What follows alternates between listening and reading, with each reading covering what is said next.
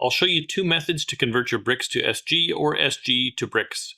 To start out with, I'm going to use Google Sheets for my first method.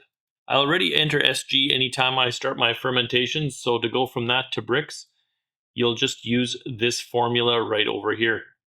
I will leave it in the description as well because this is going to go by a little bit too quick. So just replace the C5 in this formula. Anytime you see C5, replace that with wherever you're putting your SG value, and that'll calculate your Brix for you. You can do it that way.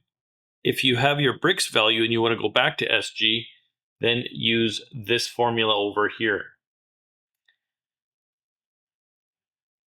This will take your Brix value and convert it back. So anytime you see C6, replace that with your Brix value, or you can do what I did here and take the Brix value and get the formula just to go reference that cell.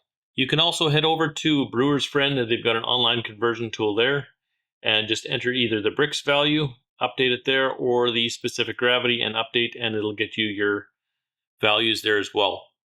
Link to that also in the description. And just as an added bonus, if you're already using a spreadsheet to kind of keep track of your wine, you want another useful formula, you can also easily find out what your alcohol percentage is by just using this formula here, which is your starting gravity minus your ending gravity times that by 131 divided by 100. All the formulas are going to be in the description of the video. Hopefully that helps you get the number that you're after.